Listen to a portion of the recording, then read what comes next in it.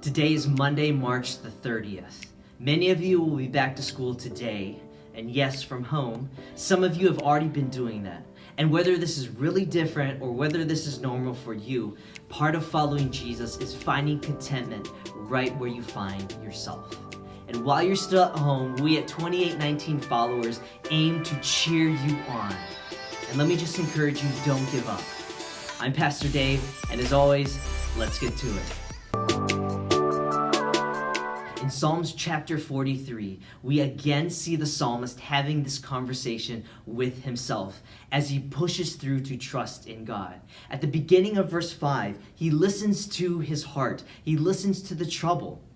He says this, and he uses the same language as he did last chapter. Why are you cast down, O my soul? And why are you in turmoil within me? But he doesn't stop there. He pushes through to trust in God. And he says at the end of verse 5, hope in God, or wait for God to act. And then he goes on to give two arguments of why he should hope in God. And reason number one is found in verse 2. For you are the God in whom I take refuge. Why should he hope in God? Because God is his refuge. God is his secure fortress in which God's loving sovereignty is the great gatekeeper of that fortress. And then argument number 2, why should he hope in God?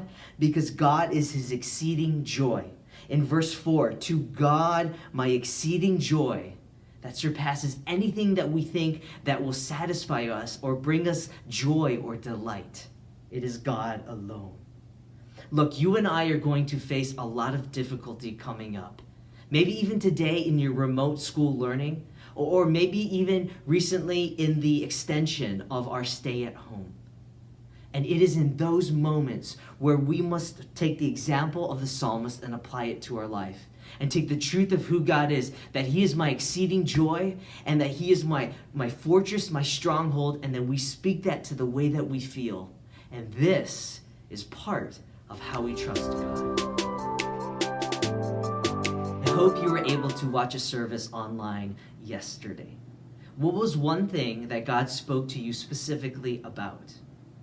My challenge to you is to take that truth and look for ways to apply it to your life this week. I'd like to share from you a quote from our pastor Ken from his message yesterday. And he said this, moving from the old life to the new life isn't about keeping a list of all the rules. It's about living in real relationship with the one who kept the rules because you couldn't. What a place of rest to live out of. That we don't have to work for our acceptance, our affirmation, even our salvation, because Jesus has done everything necessary for us to live radically different, new creation lives as we follow him. Today's reading is from Mark chapter 9, verses 1 through 13. Today's question is, what did the disciples still fail to understand about Jesus? I've had a number of people ask me, what does 2819 Followers mean? Or where did you get the name from? Including my own mom. Hi, Mom. And that's a great question since this YouTube channel is called 2819 Followers. Well, it's taken from the book of Matthew, chapter 28, verse 19, where followers of Jesus are given the mission to help other people follow Jesus, who in turn help other people follow Jesus, and so on and so on and so on. Today we are praying for all of the students, from elementary all the way to graduate students who are involved with remote or distance learning. We are praying for you for diligence, for contentment, for understanding of all the different concepts and subjects. Don't give up. Keep following Jesus day by day, step by step, in the most important mission of your life. Lord willing, we'll see you tomorrow.